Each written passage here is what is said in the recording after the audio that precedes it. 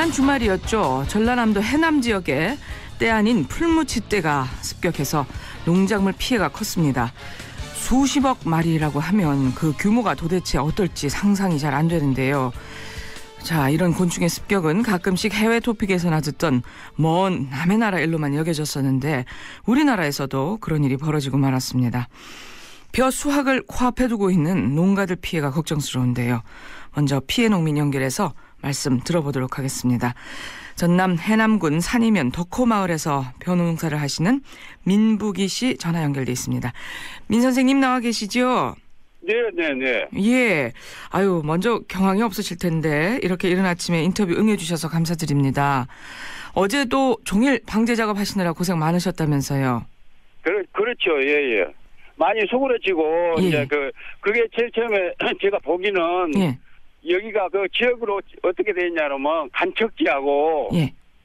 삼면이 바다여가지고 예. 그 간척지로 구성되어 있고 우리는 이제 그 간척지는 경작을 하지 않고 예.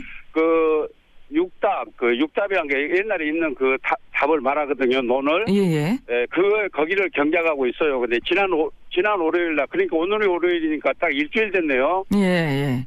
거기를 가보니까, 예. 이게 세멘 포장이 되었는데, 세멘 포장이 안 보일 정도로 이렇게 엄청나게 있더라고요. 저희 논 옆에가. 때로 뒤덮여 있었어요. 안 보여요, 도로가. 예. 그래, 이제 이게 제일 처음에는 이런 걸 처음 봤기 때문에, 귀뚜라미로 저는 이제 오토바이 타고 가면서 귀뚜라미로 착각을 했어요. 그래서 오토바이에서 무슨 귀뚜라미가 이렇게 나와 있나, 비가 올라가니까 나와 있나 이런 식으로 하고는 이제 오토바이를 세워 놓고 이 잡아가지고 이라고 보니까 귀뚜라미가 아니고 그렇게 생겼는데 날개가 좀 이렇게 자라고 해가지고 이게 메뚜기더라고요. 딱 잡아보니까 생김새가 딱 메뚜기인데. 이게 메뚜기. 또 텔레비에서는 뭐라냐 수억마리다고 하는데 하여튼 뭐 셀 수는 없을 정도예요. 이게 풀이 안 보이고 나락이 벼가 안 보여버려요. 이거 앉으면은 그 정도 했어요. 예. 엄청난 숫자인데 이게 알고 보니까 간척지에서 봄에 붙어 있었다고 그러대요. 거의 산란을 해가지고 그 무방비로 그대로 놔둬버렸냐 그러면 그게 그 대규모 영농단이 경작을 하는 데인데 약 같은 것을 자주 안 하고 친환경 농법을 하니까 유기농으로 거기를 이제 경작을 하고 맹독성, 고독성 그런 농약을 많이 뿌렸거든요. 옛날에는 그때는 안 보였는데 그렇죠. 그래서 나타났다 하는 말씀이시군요. 약을 안 하고 저농약이나 이런 거 고독성, 맹독성은 지금 농약이 나오질 않아요. 예. 전혀 나오진 않고 이제 저독성 농약은 나오는데 우리는 그 저독성 농약도 못 써요. 친환경으로 벼농사를 지기 때문에. 그렇군요. 그래서 지금 보시기에는 아마 친환경 농법과 관련된 게 아닌가. 예전에는 없던 일이라 그렇게 생각된다 하는 그런 말씀이시고요. 예. 그렇죠. 갑작스럽게 당한 일이라서 많이 놀라셨을 것 같고요. 그리고 지금 와서 보시면은 엄청나게 많이 죽어버렸더라고요. 그 밑에가 냄새가요. 예. 방제 작업 이후로 사체들이 굉장히 많다 하는 그런 말씀이시네요. 그렇죠. 예, 알겠습니다. 선생님, 저희가 시간 관계상 또 여기까지 말씀을 듣고요. 계속해서 또 전문가분께 말씀을 여쭤보도록 하겠습니다. 잘 들었습니다. 예. 안녕하세요. 지금까지 전라남도 해남 지역의 메뚜기떼 피해 농민 민부기 씨와 말씀 나눴습니다. 예. 그리고 지금 계속해서 전문가와 또 말씀 나눠보죠. 국립생물자원관의 환경연구사이신 김태호 박사 연결합니다. 박사님 나와 계십니까? 예, 김태호입니다. 안녕하세요. 예. 아니 어떻게 이런 일이 벌어졌을까요? 뉴스에서 잘 접할 수 없었던 일 같은데요? 예, 근래 보기 드문 메뚜기의 대발생 그 상황을 접하게 돼서 저도 깜짝 놀랐습니다. 예. 근데 박사님, 먼저 지금 이 메뚜기인가요? 풀무치인가요? 농촌진흥청에서 또 풀무치다 이렇게 발표를 했던데요. 이 뭐가 다른 건가요? 메뚜기라고 하는 거는 그 안에 이제 여러 가지 종류가 섞여 있는 거거든요. 메뚜기과의 풀무치라는 종이 되겠습니다. 메뚜기과의 풀무치? 네. 그러면 이번 같은 경우는 뭐라고 불러야 되는 건가요? 정확하게는? 풀무치라는 종이니까 이제 풀무치라고 부르는 게 맞고요. 메뚜기에는 이제 그 안에 여러 가지 뭐 등거문 메뚜기라든가 뭐 각시 메뚜기, 모 메뚜기, 가지고 종류가 굉장히 많은 그 통칭하는 이름이 이제 메뚜기라고 할 수가 있습니다. 그렇고요. 예.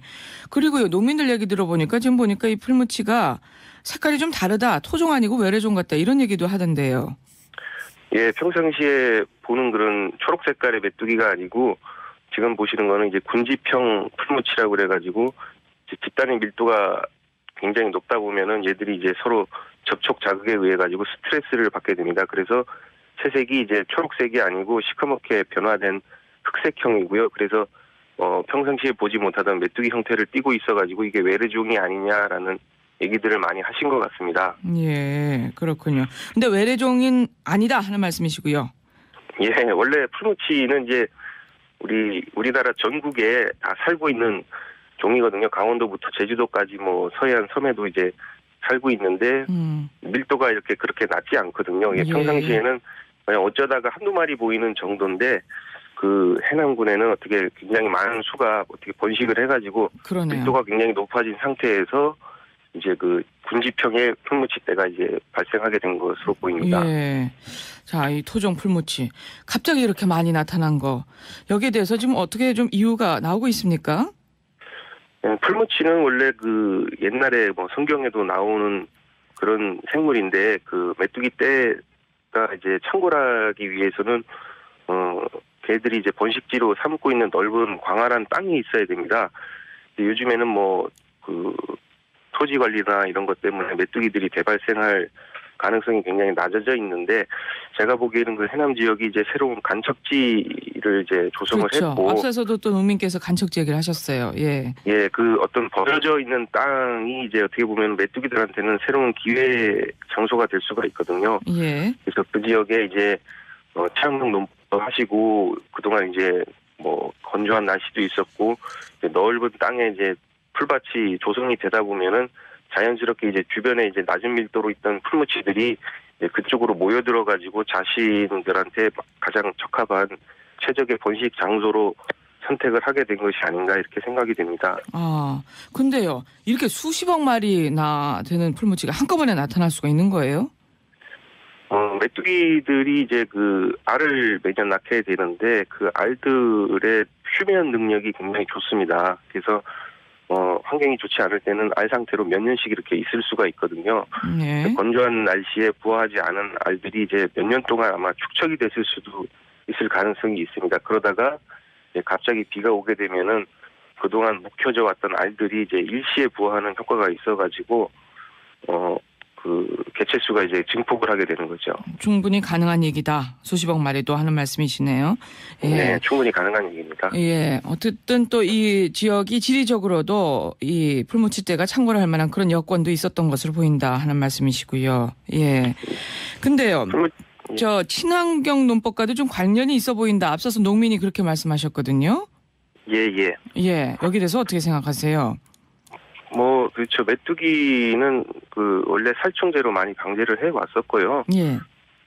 또 약효를 또 잘 받는 곤충 중에 하나입니다. 그래서 메뚜기들은 크기가 크고 이제 노출이 되어 있는 상황에 이제 생활을 하기 때문에 그런 식으로 이제 많이 관리를 해왔는데 메뚜기들이 이제 살기에는 굉장히 그 최적의 장소, 어떻게 보면은 풀밭에 이제 자기 먹이들이 있고 이제 알을 낳을 그런 넓은 공간이 있다는 것 자체가 굉장히 생존에는 좋아 보이는 환경으로 보입니다. 그러면요. 이번에 같은 경우는 당국이 대처를 발빠르게 잘 한 건가요? 그렇죠. 지금 풀무치 같은 경우에는 이제 알에서 부화해가지고 뭐 2, 3개월 안에 성충이 만들어지면은 이제 대규모로 이제 이동을 하는 그 군지평 메뚜기라고 할 수가 있는데요. 학명이 이제 로코스타 미그라토리아인데 이 이름이 이제 이주 메뚜기란 뜻입니다. 그래서 한 자리에서 대발생을 해가지고 먹을 것을 먹어치운 다음에는 또 다른 곳으로 이주를 해가지고 또 피해를 일으키는 그런 굉장히 그 유명한 해충 중에 하나인데, 예. 지금 유충인 경우에는 이제 뛰거나 옆으로 움직이는 것 정도의 약한 이동밖에 하지 못하지만은 이제 성충이 돼서 풀무치가 되면은 이제 날아다녀서 주변의 다른 밭으로 이제 퍼질 가능성이 높거든요. 근데 성충이 되기 직전에 지금 빠른 방제를 해 주었기 때문에 이제 더 확산 우려는 좀 낮지 않을까 싶습니다. 그나마 이번 같은 경우는 성충이 아니라 유충이라서 그렇게 또 멀리 가지는 못했겠어요. 그나마 다행이다 하는 말씀이시고요. 예. 그런데요, 지금 이 주로 피해를 끼치는 농작물들은 어떤 건가요?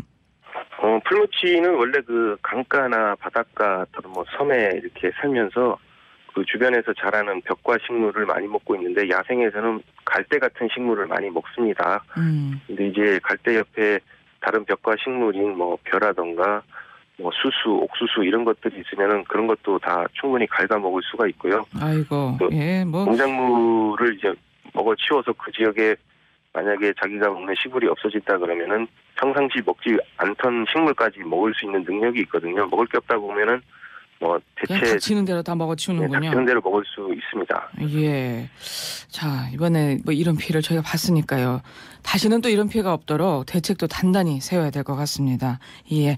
오늘 여기까지 말씀 듣겠습니다. 고맙습니다. 예, 고맙습니다. 국립생활자원관의 김태우 박사였습니다.